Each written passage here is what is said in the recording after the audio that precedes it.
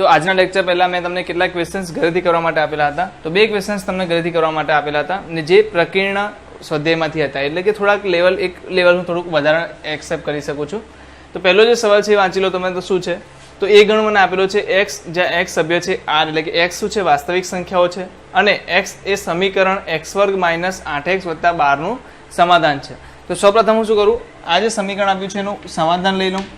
તો મને કોઈ કહી શકે આના કેટલા ભાગ પડશે?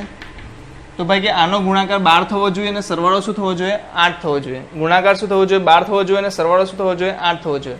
તો એવી એક જ સંખ્યા છે, શું છે? x - 6 અને x - 2. બરાબર છે? મારા ખ્યાલથી આ દરેક વ્યક્તિને આવડતું હશે. દરેક વ્યક્તિને અવયવ પાડતા આવડતા જ હશે. આના અવયવ શું આવી ગયા? x = 6 અને x = 2. તો બે સમાધાન શું મળી ગયા આપણને? 6 અને 2. કહેવાનો મતલબ એ ગણ શું થઈ જશે આપણો? 2 અને 6. તો એ ગણ આપણો શું થઈ ગયો? 2 અને 6. બી ગણ આપણને શું આપ્યો છે? 2, 4 અને 6. જ્યારે સી ગણ શું આપ્યો છે? 2, 4, 6, 8, 10. और डी શું આપ્યો છે? 6. કીધું શું છે આપણને? સવાલમાં શું પૂછવામાં આવ્યું છે કે આ જે આપણને ગણ આપ્યા છે એ ગણમાં કોણ કોનો ઉપગણ છે, મતલબ કેટલા કેટલા ઉપગણોની જોડ આપણી પાસે બની શકે છે. તો જોઈએ ઉપગણની જે વ્યાખ્યા છે એના પર આપણે લઈને આગળ વધીએ. ઉપગણની વ્યાખ્યા શું કહે છે કે આપેલા ગણના તમામ સભ્યો અગર કોઈ બીજા એક ગણમાં આવેલા હોય તો જે સભ્યો, ચલો એટલું બધું ડીપમાં હું નહીં લઈ જાઉં, સિમ્પલ વસ્તુમાં, સિમ્પલ શબ્દોમાં કહીએ તો અગર એ સભ્યના, મતલબ કે એ ગણના જેટલા પણ સભ્યો છે અગર બીમાં આવેલા છે તો એને બીનો શું કહેવાશે? ઉપગણ કહેવાશે. તો અહીંયા જોઈ શકું છું કે એમાં શું છે? 2 અને 6. બીમાં શું છે? 2 અને 6. તો સૌપ્રથમ તમે ક્યાંથી શરૂઆત કરો? નાના ગણથી શરૂઆત કરો. તો સૌથી નાનો ગણ કયો છે આમાં? ડી. તો તમે જોઈ લો કે ડીમાં કયો સભ્ય છે? 6. તો 6 કોના કોનામાં આવે છે? જેટલામાં 6 આવશે, ઓકે, જેટલામાં 6 આવશે ત્યાં તમે શું કહી શકશો? થોડો પ્રોબ્લેમ રહેશે ડિસ્ટ્રેક્શન્સનો, કારણ કે મારું ઘર ટ્રેન રેલવે ફાટકની પાછળ બાજુમાં જ છે એટલા માટે. ઓકે, ચાલો જોઈ લઈએ આપણે. શું છે? 6. આમાં કયો સભ્ય છે? 6. જેટલા પણ ગણ હશે જે 6 ધરાવતા હશે એ બધા જ શું હશે? ડી એનો ઉપગણ થશે. કેવી રીતે? કારણ કે ડીના તમામ ઉપગણો એની અંદર આવેલા હશે. તો ડીના ઉપગણો શું એમાં આવેલા છે? ડીના સભ્યો એમાં આવેલા છે. તો આવેલા છે તો શું લખી શકું? ડી ઉપગણ થશે એનો. ચાલો બીમાં આવેલો છે, હા, તો બીમાં પણ થશે, તો બી નો પણ ઉપગણ થશે અને ડી સી નો પણ ઉપગણ થશે. તો તમે સૌથી નાના શેનાથી શરૂઆત કરી? ડી થી શરૂઆત કરી. બીજું એક વસ્તુ, ડી પોતાનો પણ તો ઉપગણ થશે. ડી શું થશે? પોતાનો પણ ઉપગણ થશે. તો કેટલા જવાબ આવી જશે? ડી એનો પણ ઉપગણ છે, બી નો પણ ઉપગણ છે, સી નો પણ ઉપગણ છે અને પોતે જ પોતાનો ઉપગણ પણ છે. ઓકે, ચાલો ડી થી મોટી કઈ સંખ્યા છે? કયો ગણ છે જેમાં સભ્યો વધારે છે? તો આનાથી વધારે એમાં છે 2 અને 6. 2 અને 6 ધરાવતા, એટલે કે બંને સભ્યો ધરાવતા ગણ કેટલા છે? તો કે બી છે, સી છે અને એ પોતે છે. તો કહેવાનો મતલબ એ કોનો ઉપગણ થઈ જશે? એ ઉપગણ થઈ જશે બીનો, એ ઉપગણ થઈ જશે ડીનો અને એ ઉપગણ થઈ જશે પોતાનો. ડીનો નહીં, શેનો? સીનો. ડીનો નહીં, ડીનો તો 6 છે એટલે ડીનો કોઈનો ઉપગણ થશે નહીં. તો મેં શું જોઈ લીધું? પહેલાં ડી ચેક કરી લીધું, પછી એ ચેક કરી લીધું. હવે એ પછી કેટલા સભ્યો વધારે છે? તો કે બીમાં છે. કેટલા? 2, 4 અને 6. તો આ ત્રણેય સભ્યો કોઈમાં આવેલા એવા ગણ કયા હોઈ શકે? તો તમે જોઈ શકો છો એમાં નહીં થાય, ડીમાં નહીં થાય, ફક્ત સીમાં થશે. તો હું શું લખી દઉં? બી ઉપગણ છે સીનો અને બી ઉપગણ છે પોતાનો. ઠીક છે? તો તમે 1, 2, 3, 4, 5, 6, 7, 8, 9 એમ કહીને 9 અલગ અલગ ઉપગણની શું બનાવી શકો છો? તમે પેર બનાવી શકો છો. તો આ સવાલ તમને પૂછવામાં આવ્યો હશે અને મારા ખ્યાલથી દરેક વ્યક્તિનો આ સાચો પડ્યો હશે. એટલો સિમ્પલ ક્વેશ્ચન હતો, બરાબર? જેને ઉપગણની ડેફિનેશન સમજાય હશે એના માટે આ સિમ્પલ, એકદમ સિમ્પલ હતો. અહીંયા જોઈ લો. હા, આ જે ક્વેશ્ચન છે હું એમ કહી શકું, આ ક્વેશ્ચન કરાવતા પહેલાં હું થોડી જગ્યા સાફ કરી દઉં. તમે ક્વેશ્ચનને ધ્યાનથી જુઓ. સત્ય છે કે અસત્ય આપણે નક્કી કરવાનું છે, બરાબર છે ને? મને લાગે છે ત્યાં સુધી ઘણા બધા લોકોનું આમાં, હા, જે તર્ક છે આમાં અહીંયા ખુલશે. તમારું દિમાગ, તમારું જે કન્સેપ્ટ જે સમજ્યા હશે તે વ્યક્તિને આમાં ક્યારેય ખોટું નહીં પડશે. જેનો કન્સેપ્ટ વીક છે એના માટે કદાચ એના સવાલો ખોટા પડી શક્યા હોય છે. x belongs to a. હવે તમને મેં જે રીતે કીધું એ રીતે પાછું એકવાર યાદ કરાવી દઉં કે મારી પાસે બે સિમ્બોલ છે. એક છે સભ્ય છે અને એક છે ઉપગણ છે. સભ્ય છે તો અહીંયા શું આવશે? સભ્ય. અને અહીંયા શું આવશે? ગણ. જ્યારે ઉપગણ છે આવશે તો શું આવશે? અહીંયા ગણ અને અહીંયા પણ શું આવશે? ગણ. ઓકે, તો નક્કી કરીએ. પહેલામાં x સભ્ય છે a. કહેવાનો મતલબ x શું થઈ ગયો મારો? પહેલા કેસમાં શું થઈ ગયું? x શું છે?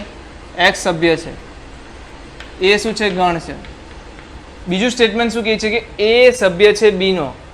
તો શું કોઈ ગણ અહીંયા આવી શકે? અહીંયા હું ગણ લખી શકું કોઈ જગ્યાએ?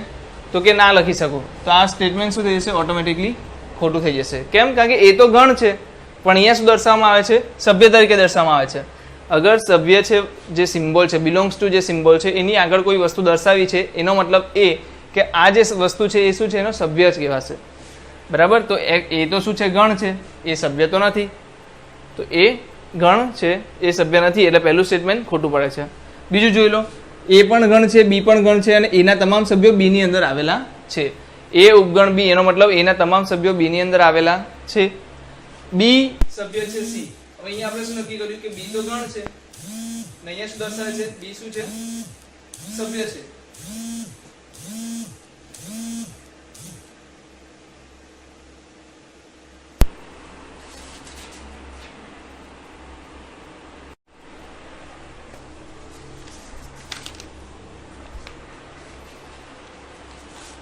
ચાલો, શું દર્શાવે છે? બી તો સભ્ય છે. અહીંયા શું દર્શાવે છે? બી ગણ હતો. અહીંયા શું કહેવા માંગે છે? બી સભ્ય છે. તો શું બી ગણમાંથી સભ્ય બની શકે? તો કે ના. તો આ સ્ટેટમેન્ટ બી શું થઈ જશે? ખોટું થઈ જશે. અહીંયા ચેક કરો, એ ઉપગણ છે બી, બી ઉપગણ છે સી, તો એ ઉપગણ છે સી એવું કીધું છે. તો એ અને બી બંને શું થઈ ગયા? ગણ, કેમ કે ઉપગણની આજુબાજુ છે. બી અને સી પણ શું થઈ ગયા? ગણ, અને એ અને સી પાછા ગણ. તો મતલબ કશે સભ્યની વાત તો થઈ નથી. એટલે આમાં કંઈક જોવું પડશે આપણે. તો એના તમામ સભ્યો છે બીમાં, બીના તમામ સભ્યો છે સીમાં.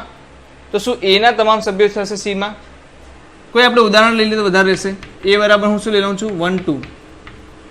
બી બરાબર હું શું લઉં? તો બી બરાબર તમારે ધ્યાન રાખવાનું છે કે એ ઉપગણ છે બી નો, તો 1 2 તો બીમાં આવવા જ જોઈએ. શું થવા જોઈએ? 1 2 તો બીમાં આવવા જ જોઈએ. તો બી મેં શું ધારી દીધું? 1 2 3. પછી હું સી લઉં છું. તો સી શું કહે છે કે બી ઉપગણ છે સી, એનો મતલબ કે બીના તમામ સભ્યો કેમાં આવેલા હોવા જોઈએ? સીમાં આવેલા હોવા જોઈએ. તો હું શું લઈ લઉં? 1 2 3 તો લઈ લઉં, એની સાથે સાથે એક 4 બી લઈ લઉં છું. તો હું જોઈ શકું છું અહીંયા એ ઉપગણ છે બી, બી ઉપગણ છે સી, તો એ ઉપગણ છે સી. જો થાય છે કે નહીં ચેક કરો. તો જુઓ થઈ શકે છે. હા, 1 2 આવી ગયું છે. તો એ ઉપગણ સી થાય છે. કહેવાનો મતલબ કે ત્રીજામાં મારો જવાબ શું આવશે? સાચો છે. શું જવાબ આવશે? શું છે? સાચો છે. ઓકે, ચાલો નેક્સ્ટ જઈએ. જો એ ઉપગણ નથી બી, બી ઉપગણ નથી સી, તો એ ઉપગણ નથી સી. ચાલો ચેક કરીએ. આમાંથી આપણે શરૂઆત કરીએ. આપણને શું કહે છે કે એ ઉપગણ નથી બી. અગર એ બી નો ઉપગણ નથી, તો તમારે એક વસ્તુનું ધ્યાન રાખવાનું છે કે તમામ સભ્યો બી ની અંદર ના આવે એનું ધ્યાન રાખવાનું છે. તો હું કોઈ એક સભ્ય લઈ લઉં છું. હું શું કહું છું? કોઈ એક સભ્ય લઈ લઉં છું, બાકીના સભ્યો હું બીજા લખું છું. ચાલો, પછી શું છે? બી ઉપગણ નથી સી નો. તો સી જ્યારે હું લખું છું ત્યારે ધ્યાન રાખું છું કે એના તમામ સભ્યો નથી લેતો. હું શું કરું છું? અલગ લઈ લઉં છું. ચાલે, 2 લીધા, પણ ત્રીજો નથી લેતો, કારણ કે આપણે શું બતાવવાનું છે? ઉપગણ નથી એવું બતાવવાનું છે. તો હું અહીંયા 5 લઈ લઉં છું. તો અહીંયા જોઈ શકો છો તમે, એ ઉપગણ નથી બી, બી ઉપગણ નથી સી, તો એ ઉપગણ નથી સી, તો એ ઉપગણ નથી સી. થઈ જાય છે? થઈ જાય છે. બટ એવું મને કહો કે અગર હું સી બરાબર શું લઈ લેતે? 1 2 5 લઈ લેતે, તો અગર હું સી બરાબર 1 2 5 લઈ લેતે, તો શું એ ઉપગણ નથી સી થતે? ચલો કન્ડિશન ચેક કરીએ. એ ઉપગણ નથી બી, બરાબર છે, ઓકે. એ ઉપગણ નથી બી. પછી જો બી ઉપગણ નથી સી, અહીંયા નહીં, અહીંયા નહીં, આ ક્વેશ્ચન. બી ઉપગણ નથી સી છે ને? બી ઉપગણ નથી. જો તમે ઉપગણ છે બી, કારણ કે બીના તમામ સભ્યો સી ની અંદર આવેલા નથી, પરંતુ એ સી નો ઉપગણ છે. કેમ? કારણ કે એના તમામ સભ્યો ક્યાં આવેલા છે? સી ની અંદર આવેલા છે. એના તમામ સભ્યો ક્યાં આવેલા છે? સી ની અંદર આવેલા છે. તો એ શું છે? સી નો ઉપગણ છે. પણ અહીંયા શું કહે છે કે હંમેશા, હવે એકવાર સત્ય અને અસત્યની બી વાત ધારી લો. સત્ય અને અસત્યની વાત ધારી લો કે અગર કોઈ વ્યક્તિને તમારે સત્ય સાબિત કરવું છે, કોઈ બી સ્ટેટમેન્ટને તમારે સત્ય સાબિત કરવું છે, તો એના માટે તમારે દરેક જગ્યાએ સત્ય છે એવું સાબિત કરવું પડશે. કહેવાનો મતલબ કે કોઈ પણ સિચ્યુએશન્સમાં આ વ્યક્તિ ઈમાનદાર રહેશે, આ વ્યક્તિ સત્ય બોલે છે, એવું તમે દરેક સિચ્યુએશનમાં પ્રૂવ કરવું પડશે. બટ અગર તમારે પ્રૂવ કરવાનું છે કે આ અસત્ય છે, કહેવાનો મતલબ કે આ જૂઠો છે વ્યક્તિ, તો તમારે ફક્ત એની એક જ ભૂલ કે એક જ જૂઠાણું તમે પકડીને બતાવી શકો છો કે આ વ્યક્તિ જૂઠું બોલે છે, કે આ સ્ટેટમેન્ટ આ જગ્યાએ ખોટું બોલે છે. તો આ સ્ટેટમેન્ટ શું થશે? પરમનન્ટલી જૂઠું થઈ જશે. તો હું એક ઉદાહરણ સી બરાબર 1 2 5 માટે શું કહું છું કે આ સ્ટેટમેન્ટ સાચું થતું નથી. કહેવાનો મતલબ આ સ્ટેટમેન્ટ પૂરેપૂરું શું નહીં કહેવાય? સાચું થતું નથી એવું કહેવાશે. શું કહેવાશે? પૂરેપૂરું જ કહેવાશે કે સાચા અંદર શું કહેવાય કે બધી વખતે સાચું થતું નથી, એટલે કે ખોટું છે. જો એક્સ સભ્ય છે એ ઉપગણ નથી બી, તો એક્સ સભ્ય છે બી. કેવા શું માંગે છે કે ભાઈ એ જે છે એની અંદર કોઈ કેટલાક સભ્યો છે એક્સ, તો હું એ લઈ લઉં છું. અહીંયા જે આપ્યું છે એના પરથી આપણે લઈ લઈએ. તો મારી પાસે એ છે 1 2, એ શું છે 1 2, બી શું છે? બી તમને એવું કીધું છે કે એ ઉપગણ નથી બી, તો મેં જે બી લીધો તો એ લઈ લઉં પાછો 1 3 5. તો અહીંયા શું થઈ ગયું? એ ઉપગણ નથી બી. જો તો એક્સ સભ્ય છે બી. જો અગર હું 1 સિલેક્ટ કરું, એક્સ બરાબર શું સિલેક્ટ કરું? 1, હા, તો બી ની અંદર પણ છે. બટ અગર હું એક્સ બરાબર 2 સિલેક્ટ કરતે, સમજો એક્સ બરાબર હું શું સિલેક્ટ કરતે 2, તો 2 તો આમાં નથી. તો એવા કેસમાં એક્સ શું થઈ જતે? ડઝ નોટ બિલોંગ્સ ટુ બી, મતલબ કે એક્સ શું થઈ જતે? બીનો સભ્ય નથી. એટલે કે કેટલાક સભ્યો માટે શું થાય છે? એક્સ સભ્ય છે બી સાચું થાય છે, અને કેટલાક સભ્યો માટે શું થાય છે? એક્સ સભ્ય છે બી સાચું થતું નથી. તો હું શું કહી શકું આને? પરમેનન્ટલી કે સત્ય નથી. હા, કેટલીક વ્યક્તિઓ માટે એક્સ બિલોંગ્સ ટુ બી થાય છે, પણ સાચું થવા માટે શું કરવું પડે? તમારે દરેક જગ્યાએ સાચું થવું જોઈએ. એટલે કેટલીક જગ્યાએ સત્ય નથી થતું, તો તમે શું કહેશો? સ્ટેટમેન્ટ કેવું છે? ખોટું છે. બરાબર. ચાલો અહીંયા જોઈ લઈએ. એ ઉપગણ છે બી, એ ઉપગણ છે બી, તો આપણે લઈ લઈએ અહીંયા કોઈ એવું બી ધારી લઈએ જેનાથી શું થઈ જાય? 1 3 5 એની જગ્યાએ 1 2 5 લઈ લો. તો હવે શું લખી શકું હું? એ ઉપગણ છે બી લખી શકું? હા, લખી શકું. એક્સ સભ્ય નથી બીનો, તો એક્સ સભ્ય નથી એનો. ઓકે, ચેક કરો, બહુ સરસ સેન્ટેન્સ છે. અગર બી ની અંદર કોઈ એવો કોઈ હું સભ્ય લઈ લઉં જે બી ની અંદર નથી, બરાબર છે, તો બી ની અંદર ના હોય એવો સભ્ય હું શું લઈ શકું? 1 2 5 સિવાય કોઈ પણ, સિવાય કોઈ પણ. ઓકે, ને એવું શું કહે છે કે એક્સ બી એમાં પણ નહીં હોય. અગર એક્સ બીમાં નથી, એટલે કે આના સિવાયનું પદ શું હોઈ શકે? આના સિવાય શું હોઈ શકે? તો આના સિવાય 1 2 5 સિવાય 6 હોઈ શકે, 7 હોઈ શકે, 8 9 10 કોઈ પણ હોઈ શકે, પણ 1 2 5 મતલબ કે 3 માંથી કોઈ નહીં હોવું જોઈએ. તો અગર હું આ 1 2 અને 5 માંથી ના લઉં, તો એમાં મને બતાવો એવો કયો સભ્ય છે જે હું લઈ શકું છું? તો તમે જોઈ લેશો કે એમાં એવો એક પણ સભ્ય નહીં વધે કે તમે લઈ શકો. કહેવાનો મતલબ તમે જે પણ સભ્ય ધારશો, તમે આમાંથી કોઈ પણ સભ્ય ધારી લો જે 1 2 5 સિવાયનો હોય, તો એ ઓટોમેટિકલી શું થઈ જશે? એમાં પણ નહીં આવે. શું નહીં થઈ જાય? એમાં પણ નહીં આવે. અગર હું કોઈ સભ્ય સિલેક્ટ કરું છું જે બીમાં નથી, તો ઓટોમેટિકલી એ શેમાં નહીં હોય? એમાં પણ નહીં હોય. તો આને તમે બીજી રીતે પણ બનાવી શકો છો, વેન આકૃતિ વડે પણ દર્શાવી શકો છો. તો મને આ એકવાર ફરીથી યાદ કરાવજો. જ્યારે આપણે વેન આકૃતિને વધારે પડતી ચર્ચામાં લઈ લેશું ત્યારે આને વધારે પડતું ડીપમાં આપણે સમજશું. છતાં હું તમને આને વેન આકૃતિથી છેલ્લા જે સવાલ છે એને હું દર્શાવી દઉં. તો ગઈ વખતે આપણે એક વેન આકૃતિ જોઈ હતી, એમાં શું લખ્યું હતું? એ કોઈનો ઉપગણ છે, કોનો? બીનો. તો એ નાનો થયો, તેની ઉપર શું હશે? બી. એ ઉપગણ થયો બી, અને બી ની ઉપર સાર્વત્રિક ગણ. તો છેલ્લાની જે આપણી પાસે આકૃતિ બનશે, વેન આકૃતિ કેવી બનશે? એ ઉપગણ બી છે, એનો મતલબ કે એના જેટલા બી સભ્યો છે એ બી ની અંદર આવેલા છે. તો અગર હું બી નો કોઈ બહારનો સભ્ય જે બીમાં નથી એટલે ક્યાં હશે? આ જગ્યા પર. બીમાં નથી એટલે કઈ જગ્યાએ હોઈ શકે? આ જગ્યા પર. અગર હું આમાંથી કોઈ પણ સભ્ય ઉઠાવું, તો એ એની બહાર હશે કે એની અંદર હશે? સિમ્પલ વસ્તુ જોઈને ખબર પડે છે કે એની બહાર હશે. તો આપણે એની અંદરનો એક પણ સભ્ય નહીં લઈ શકીએ. તો કહેવાનો મતલબ કે અગર એક્સ એ બી ની બહાર હશે, તો ઓટોમેટિકલી એક્સ એ એની બહાર પણ હશે. એટલે કે હંમેશા સત્ય છે. તો સ્ટેટમેન્ટ કેવું થઈ જશે આપણું? સત્ય છે. ઓકે, ચાલો આપણે નેક્સ્ટ જે ટોપિક છે એના પર ચર્ચા કરી લઈએ. યોગગણ, છેદગણ અને તફાવત ગણ. તો હું તમને યોગગણ અને છેદગણ બંને સાથે સાથે દર્શાવીશ. બંને સાથે જ કમ્પેર કરતા કરતા આપણે એને શીખતા જઈશું. બરાબર? તો શું થશે કે બે વચ્ચે કન્ફ્યુઝન કોઈ જાતનું રહે નહીં આપણી પાસે. ચાલો જલ્દીથી. ઓકે, જો નોટ ડાઉન ના કર્યો તો તમે પોઝ કરીને નોટ ડાઉન કરી લો.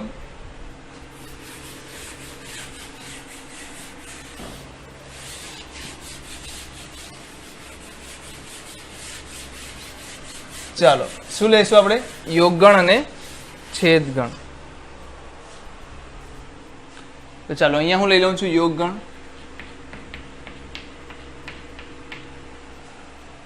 અને અહીંયા આપણે લઈ લેતા હોઈએ છીએ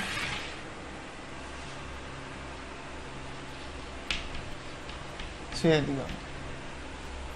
બરાબર છે? યોગ અને છેદ. છેદવું એટલે સ્પર્શવું. આપણે તમે રેખાઓ અગર ક્યારેક ભણ્યા હોય તો તમે જોયું હશે, રેખાઓ, છેદતી રેખાઓ, છેદવું કહેવાનો મતલબ કે બંનેનો સરખો ભાગ, કે બંનેનો સરખો ભાગ કહેવાનો મતલબ શું થાય છે? સરખો ભાગ. અને યોગ એટલે બંનેનો ભેગો થઈને જે ભાગ બનતો હોય એ વસ્તુ. તો આને દર્શાવી કઈ રીતના સરખાય? તો આને દર્શાવવાનું રૂપ છે એ છે યુ.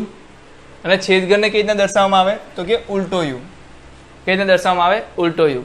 અગર મારી પાસે બે ગણ છે, અગર કોઈ પણ ગણ એ અને બી માટે, કોઈ પણ ગણ એ અને બી માટે, બરાબર, એ તો તમે નહીં લખો તો પણ ચાલશે, કોઈ પણ ગણ એ અને બી માટે લખવાની જરૂર નથી. આનો મતલબ થાય છે એ અથવા બી. શું મતલબ થાય છે? એ અથવા બી. જ્યારે આનો મતલબ શું થાય છે? એ અને બી. એ અને બી. હવે સમજમાં ના આવ્યું સર, અથવા બી, એ અથવા બી અને એ અને બી તો બંને સરખા જેવું જ કહેવાય? ના, બહુ મોટો ડિફરન્સ છે, બરાબર છે. તો હું તમને બતાવી દઉં શું ડિફરન્સ છે. ચાલો આપણે શું છે ડિફરન્સ જોવાના છે. એ અથવા બી અને એ અને બી એ બંનેમાં ડિફરન્સ શું છે? એ અથવા બી એનો મતલબ કે એમાં હોય, બીમાં હોય, યા બંનેમાં હોય. શું મતલબ? ફક્ત એમાં હોય, બીમાં હોય, યા તો બંનેમાં હોય. એ અને બી એટલે શું? કે એ અને બી બંનેમાં હોવું જોઈએ. આનો મતલબ શું થાય છે? કે કોઈ સભ્ય એમાં હોય તો પણ ચાલે, કોઈ સભ્ય બીમાં હોય તો પણ ચાલે, અને કોઈ સભ્ય એ અને બી બંનેમાં હોય તો પણ ચાલે. જ્યારે આનો મતલબ શું થાય છે? એ અને બી બંનેમાં હોવો જરૂરી છે. તો આપણે એક ઉદાહરણ લઈએ જેનાથી તમને વધારે સમજમાં આવશે. તો હું એ બરાબર શું લઈ લઉં છું? એ ઈ આઈ ઓ યુ. બી બરાબર શું લઈ લઉં છું? એ બી સી. બરાબર છે. અહીંયા પણ લઈ લઉં. એ બરાબર શું લઈ લઉં? એ ઈ આઈ ઓ યુ. બી બરાબર શું લઈ લઉં છું? એ બી અને સી. મતલબ સમજીએ આપણે, મતલબ સમજીએ. એ યોગ બી. તો એ યોગ બી કેવી રીતના લખાય? તો કે એ અને બી ની વચ્ચે તમે યોગ ગણનું સિમ્બોલ વાપરી લો. અહીંયા શું લખીશું? એ રીતે એ છેદ બી. બંને આપણે સાથે સમજી લેશું. ઓકે. એ યોગ બી. યોગ એટલે કે આનો અને આનો સરવાળો કહેવાનો મતલબ શું થાય છે? કે આનો અને આનો સરવાળો. છેદગણ એટલે શું? આને અને આમાંથી શું કરવાનું? સરખું સરખું કાઢી લેવાનું. શું કરવાનું? સરખું કાઢી લેવાનું. ચાલો એ યોગ બી લઈ લો. શું થશે? એ યોગ બી ની અંદર પહેલા હું શું કરીશ? એ ના સભ્યો લખી દઈશ. મેં શું કીધું હતું? એ ના સભ્યો, બી ના સભ્યો અને બંનેમાં આવતા હોય એવા સભ્યો, મતલબ બધી જ વસ્તુ આપણે લેવાની છે. તો હું પહેલા એમાં આવતા સભ્યો લઈ લઉં. એ ઈ આઈ ઓ યુ. ચાલો હવે બીમાં આવતા સભ્યો, તેમાં શું છે? એ બી અને સી. એ એકવાર આવી ગયું છે તો આપણે કેટલા લખશું? ફક્ત એક જ વાર લખશું ને. ગણની અંદર એક જ વસ્તુ બે વાર લખવામાં આવતી નથી. તો એ એકવાર આવી ગયું છે તો હું બીજી વાર લખીશ અહીંયા? ના. તો એ સિવાય કોણ છે? બી. તો અહીંયા બી લખી દઈશ. અને બીજું કોણ છે? સી. તો મારી પાસે એ યોગ બી શું થઈ ગયું? એ ઈ આઈ ઓ યુ બી સી. મતલબ કે જે આપણા સભ્યો થઈ ગયા એ સભ્યો શું છે? યા તો એમાં હશે અથવા તો એ બીમાં હશે. આ જે સભ્યો છે એ શું હશે? યા તો એમાં હશે અથવા તો બીમાં હશે, યા તો એ બંનેમાં પણ હોઈ શકે. બંનેમાં પણ હોઈ શકે છે. હવે શું છે? એ છેદ બી. એનો મતલબ કે એમાં પણ હોવું જોઈએ અને બીમાં પણ હોવું જોઈએ. અગર એ અને બી બંનેની વાત કરીએ તો બંનેમાં છે એવા કેટલા સભ્યો છે? તો ફક્ત એક સભ્ય દેખાય છે, એ. તો આનો જવાબ શું આવશે? ઓટોમેટિકલી એ. એટલે કે આ શું કહેવા માંગે છે? કે એમાં પણ હોવું જોઈએ અને બીમાં પણ હોવું જોઈએ. ઠીક છે. તો યોગગણ તમને શું દર્શાવે છે? એ અથવા બી. છેદગણ તમને શું દર્શાવે છે? એ અને બી. એક વસ્તુ તમે સમજી લો. મેં તમને અહીંયા શું કીધું? પાછું એક વાર સાંભળી લેજો. એમાં હોય તો પણ ચાલે, બીમાં હોય તો પણ ચાલે, અને બંનેમાં હોય તો પણ ચાલે. અહીંયા શું જોઈએ? ફક્ત બંનેમાં હોવા જોઈએ. કહેવાનો મતલબ આમાં જે સભ્યો હશે એ ઓટોમેટિકલી આની અંદર તો આવી જ જશે. એનાથી એક સ્ટેટમેન્ટ તમને મળી જશે કે એ છેદ બી ઉપગણ છે એ યુનિયન બી. મતલબ કે હંમેશા શું હશે? છેદગણ જે છે હંમેશા બે સંખ્યાનો અગર તમે છેદગણ લો છો તો એ હંમેશા યોગગણનો શું રહેશે? ઉપગણ રહેશે. શું રહેશે? હંમેશા ઉપગણ રહેશે. કેમ? કારણ કે એ યોગ બી શું દર્શાવે છે? ફક્ત એમાં હોય તો પણ ચાલે, ફક્ત બીમાં હોય તે પણ ચાલે, અને એ અને બી બંનેમાં હોય તે પણ ચાલે. જ્યારે એ છેદ બી શું કહે છે? બંનેમાં હોય તેવા જ ચાલે. ઓકે, મારા ખ્યાલથી આ ક્લિયર થઈ ગયું હશે કે એ છેદ બી કોને કહેવાય છે ને એ યોગ બી કોને કહેવાય છે. તો કેટલાક અગત્યના મુદ્દાઓ છે, કેટલાક અગત્યના નિયમો છે જે આપણે અહીંયા ચર્ચા કરશું. જેમ આપણે સરવાળા બાદબાકી શીખતા હોય છે ત્યારે પણ કેટલાક નિયમો આપણે ગણતા હોય છે, તેવી રીતે નિયમો છે. હું કોઈ નિયમ ચૂકાઈ ના જાઉં એટલે આના લખીને મેં તૈયાર રાખ્યા છે તમારી માટે. તો સૌથી પહેલો નિયમ જે છે એ છે મારી પાસે એ યોગ બી ઇઝ ઇક્વલ ટુ બી યોગ એ, મતલબ કે આમાં ક્રમના નિયમનું પાલન થાય છે. શું લખી દઉં? ક્રમનો નિયમ. અને શું કહેશું આપણે? ક્રમનો નિયમ. મતલબ કે તમે એ યોગ બી શોધો યા બી યોગ એ શોધો, જવાબ સરખો જ આવશે. અગર તમે ટ્રાય કરો તો આમાં શું લખતે? મેં એ યોગ બીમાં શું કર્યું? પહેલાં એના સભ્યો લખ્યા, પછી હું બીના સભ્યો લખતે. અગર હું આ લઉં બી યોગ એ, તો એમાં હું શું લખતે? પહેલાં બીના સભ્યો લખતે, તો બી એ બી સી ક્યાં આવતે? આગળ. પછી ઈ આઈ ઓ યુ પાછળ આવતે. પણ તમને ખ્યાલ હશે કે ગણની અંદર સભ્યોના ક્રમનું કોઈ પાલન થતું નથી, કે ક્રમ ગમે તે હોય ગણ સરખા જ કહેવાય. બરાબર છે? તો ક્રમનો નિયમ પાલન થાય છે. એવી જ રીતે સેમ આમાં પણ પાલન થશે. એ છેદ બી ઇઝ ઇક્વલ ટુ બી છેદ એ. તો અહીંયા પણ શું લખશો તમે? ક્રમનો નિયમ જ લખશો. બીજો નિયમ કયો છે? તો કે જૂથનો નિયમ. અગર એ યુનિયન બી, યુનિયન એટલે કે યોગગણ, એ યોગ બી યોગ સી લખેલું છે, તો તમે શું લખી શકો? એ યોગ બી યોગ સી. અને શું કહેશું આપણે? જૂથનો નિયમ. તો જૂથનો નિયમ બી તમારો અહીંયા લાગુ પડે છે. આ બધું બેઝિક છે જે આપણે ઓલરેડી શીખી ચૂક્યા છે. ખાલી હવે સરળ બાદબાકી માટે લગાવતા હતા, હવે આપણે શેમાં લગાવીએ છીએ? યોગ અને છેદ માટે. અહીંયા શું થશે? એ છેદ બી છેદ સી બરાબર શું થઈ જશે? એ છેદ બી છેદ સી. તો આ શું થઈ ગયો? તમારો જૂથનો નિયમ. ચલો આગળ જોઈએ.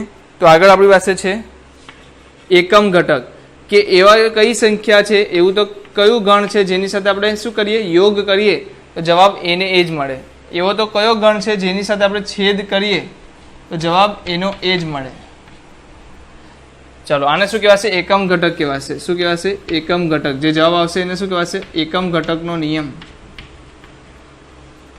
બરાબર છે? તો તમારે ધ્યાન રાખવાનું છે. હવે મને કહો આમાં શું કહેવાનો મતલબ છે? ફક્ત એમાં હોય યા ફક્ત બીમાં હોય, આવા બધા સભ્યો લઈ લો તો બી એ જ બને છે. તમે કોઈ ગેસ કહી શકો કે શું થઈ શકે? કે અહીંયા એબીસી આન્સર ક્યારે આવતે? ઈ આઈ ઓ યુ ક્યારે ના આવતે?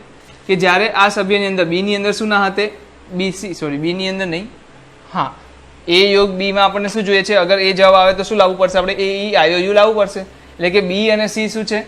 વધારાના છે. તો એ ક્યારે બનતે?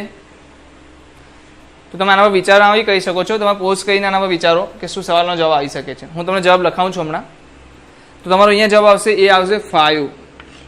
મતલબ કે અગર મારી સાથે એ છે, બરાબર, એ શું હતું? એ ઈ આઈ ઓ યુ, અને હું 5 ની સાથે શું કરું? યોગગણ કરું, તો કેટલા સભ્યો આવશે અંદર? એ ઈ આઈ ઓ યુ. 5 ની અંદર તો કોઈ સભ્ય છે જ નહીં, તો આમાં હું બીજા સભ્યો એડ જ નહીં કરું, તો તમારો જવાબ શું આવી જશે? એ ઈ આઈ ઓ યુ. બરાબર? તો એ જવાબ શું થશે? એ. તો એનો યોગગણ કોની સાથે? 5 સાથે. એટલે કે ખાલી ગણ સાથે તમે કરવામાં આવે તો તમારો જવાબ શું આવે છે? એ પોતે. એવી જ રીતે એવી તો કઈ સંખ્યા છે જેમાં એમાં જેટલા સભ્યો છે બધા જ સભ્યો આવેલા હોય? તો એ છે સાર્વત્રિક ગણ. શું છે? સાર્વત્રિક ગણ. શું છે? સાર્વત્રિક ગણ. તમને ખબર છે સાર્વત્રિક ગણની અંદર દરેક સભ્ય આવેલા હોય છે, તો એમાં એના સભ્યો બી આવેલા જ હશે.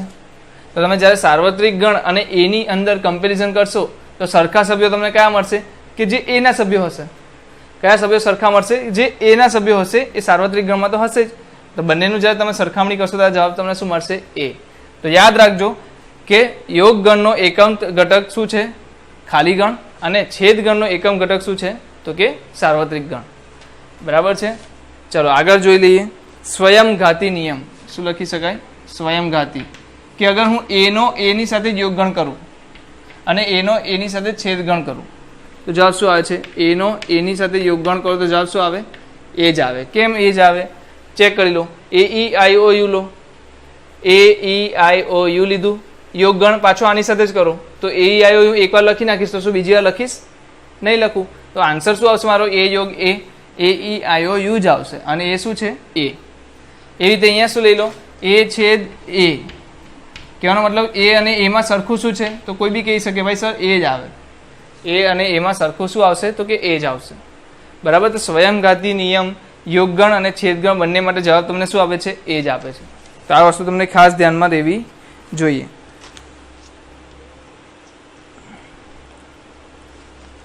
ચાલો આપણે તમે સરવાળામાં જોયું હશે કે સરવાળામાં એવી તો કઈ સંખ્યા ઉમેરું કે જવાબ 0 થઈ જાય, એ ટાઈપનો કેસ. તો અહીંયા હું શું લઈ લઉં કે અગર હું સભ્ય કરી લઉં આનો એ યોગ યુનિયન કરી દઉં, એટલે કે સાર્વત્રિક ગણ કરી દઉં, એ યોગ સાર્વત્રિક ગણ કરી દઉં, તો શું થશે, એના સભ્યો લખીશ, પછી સાર્વત્રિક ગણના સભ્યો લખીશ. પણ તમને એક વસ્તુ ખબર હોવી જોઈએ કે એના તમામ સભ્યો ઓલરેડી સાર્વત્રિક ગણની અંદર આવેલા જ હશે. તો જ્યારે હું સાર્વત્રિક ગણ લખવાનો પ્રયત્ન કરવા જઈશ ત્યારે બધા જ સભ્યો પાછા કોના આવશે, સાર્વત્રિક ગણના જ આવશે. શું આવશે, બધા સભ્યો પાછા સાર્વત્રિક ગણના જ આવશે. એવી જ રીતે અહીંયા જ્યારે એની કમ્પેરિઝન કોની સાથે કરીશ, ખાલી ગણ સાથે. તો તમે મને કહી દો કેટલા સભ્યો સરખા આવશે. તો ખાલી ગણની અંદર તો સભ્યો હોતા જ નથી. તો કહેવાનો મતલબ સરખા સભ્યો તમને કેટલા મળશે, 0. કહેવાનો મતલબ કે ખાલી ગણ. તો ખાલી ગણનો છેદગણ કોઈની સાથે બી કરવામાં આવે, જવાબ શું આવે, હંમેશા ખાલી ગણ. અને સાર્વત્રિક ગણનો યોગ ગણ કોઈની પણ સાથે કરવામાં આવે, હંમેશા જવાબ શું આવે, યોગ એટલે કે સાર્વત્રિક ગણ. તો આ જે છે 5 નિયમો છે એના વિશેની ચર્ચા તમારે ધ્યાનમાં રાખવાની છે. પહેલેથી એકવાર વાત કરી લઈએ ફરીથી કે ક્રમના નિયમનું પાલન થાય છે, જૂથનો નિયમ પણ વપરાય છે. બીજી એક વસ્તુ કહી દઉં તો અગર કોઈ સંખ્યાનો યોગગણ કોની સાથે 5 સાથે કરવામાં આવે તો સંખ્યા પોતે જ આવે છે, ગણ પોતે જ આવે છે. અને કોઈ ગણનો કોની સાથે સાર્વત્રિક ગણ સાથે છેદગણ કરવામાં આવે તો સંખ્યા પોતે જ આવે છે. અહીંયા જોઈ લો, સ્વયંઘાતી એટલે કે પોતાના સાથે યોગગણ કરવામાં આવે તો જવાબ શું આવે છે, એ પોતે જ સંખ્યા. અને પોતાની સાથે છેદગણ કરવામાં આવે તો પણ જવાબ શું આવે છે, પોતે જ આવે છે. ચલો બીજું જોઈ લો, એ યોગગણ છે સાર્વત્રિક ગણ, જવાબ શું આવશે, સાર્વત્રિક ગણ.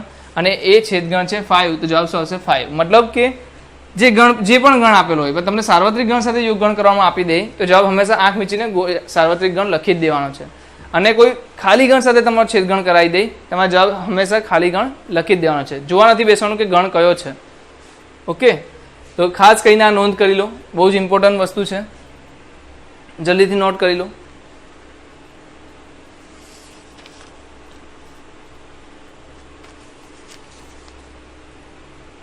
ચલો નોટ કરી લીધું હશે તમે લોકોએ.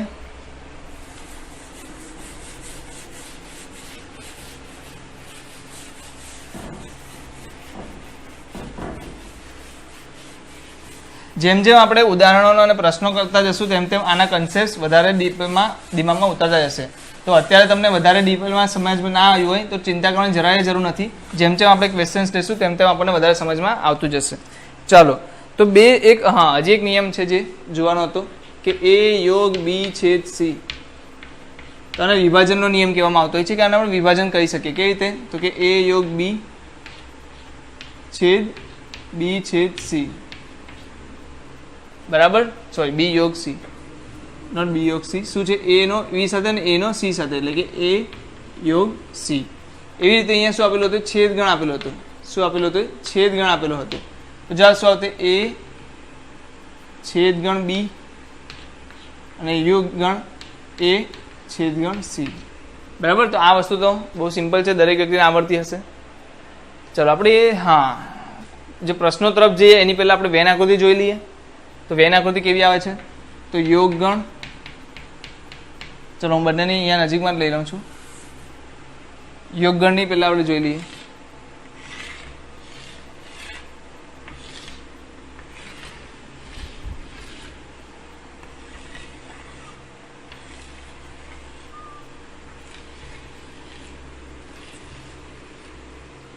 ઓકે, તો આપણી પાસે છે એ યોગ બી અને છે એ છેદ બી. હું એ શું લઈ લઉં છું, એ ઈ આઈ ઓ યુ. બી શું લઈ લઉં છું, એ બી સી. ચાલો આપણી પાસે આ સભ્યો હતા. તો સૌથી પહેલાં એ તમે જોઈ લો કે બંનેમાં જે સરખા છે એને તમે ક્યાં દર્શાવશો, આને એ દર્શાવી દઉં અને બી દર્શાવી દઉં. આને શું દર્શાવી દઉં, એ, આને શું દર્શાવી દઉં, બી. તો જલ્દીથી મને કહી દો કે એ યોગ બી એટલે કે એ યોગ બી છોડો, પહેલાં એ અને બીના સભ્યો તો લખી લઈએ. તો બંનેમાં જે સરખા છે ક્યાં આવશે, એ અને બી જે સરખા ભાગ ધરાવે છે. તો જો એ અને બી વચ્ચેનો જે ભાગ છે એ આ છે, આમાં આ છે. તો એ બંનેમાં સરખામાં કયા કયા આવશે, તો કે સભ્યો એ આવશે. શું આવશે, એ આવશે. ચાલો તો હવે એમાં શું બાકી રહ્યું, ઈ આઈ ઓ you. E I O you. અહીંયા શું રહેશે, ઈ આઈ ઓ યુ. બી સી, બી અને સી. તો આ રીતે તમે શું દર્શાવી શકો, વેન આકૃતિ દર્શાવી શકો એ અને બીની, કે જેમાં એમાં શું આવી ગયા વાંચી લો. એમાં એ ઈ આઈ ઓ યુ આવી ગયું, એ ઈ આઈ ઓ you, A E I O you. બીની અંદર એબીસી આવી ગયું, તો એ બી સી, એ બી સી. હા, તો ઓકે, ડન છે, કમ્પ્લીટ છે.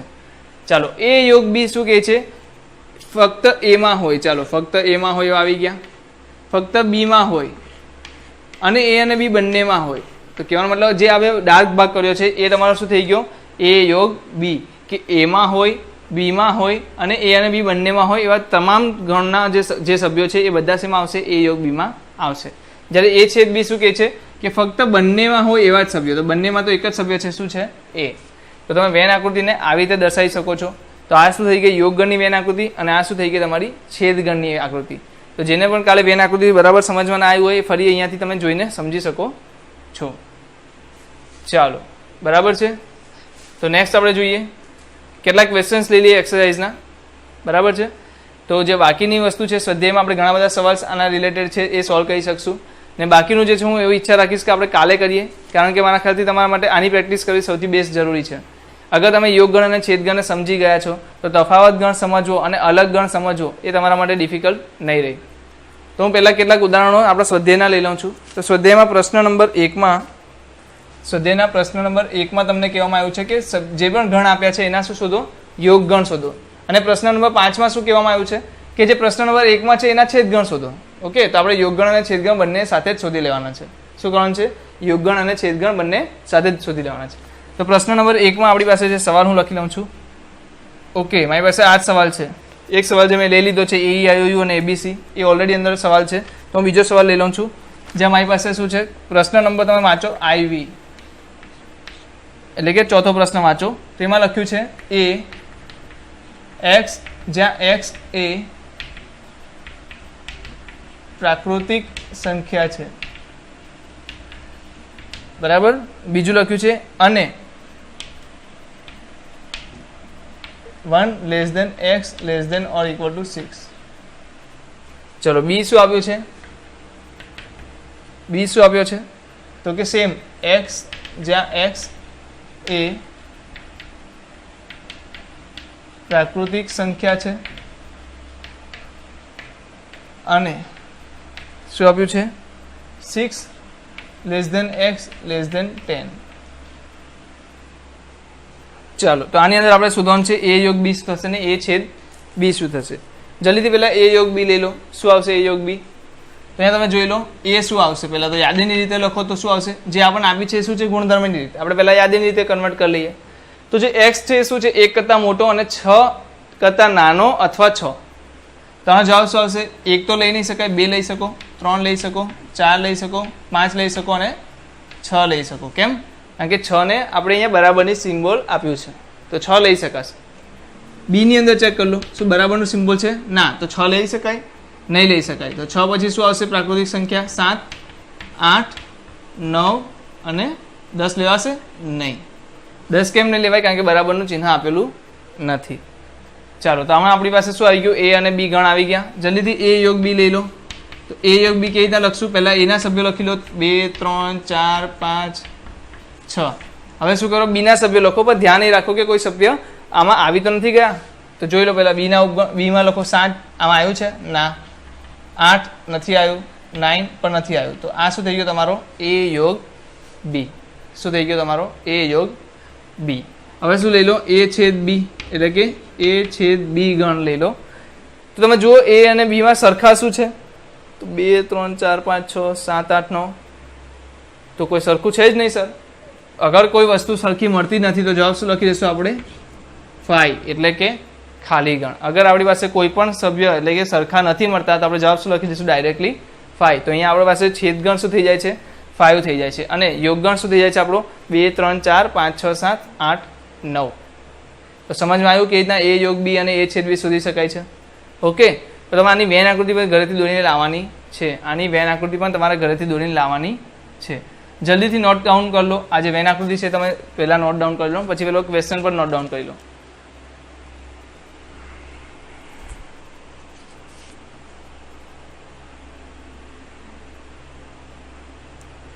ચાલો, પોઝ કરીને નોટ ડાઉન કરી લો.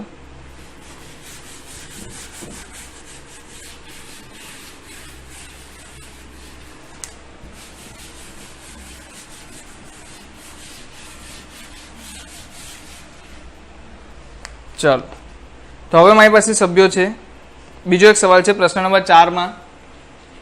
પ્રશ્ન નંબર 4 ની અંદર સવાલ છે જેમાં એ મને આપ્યો છે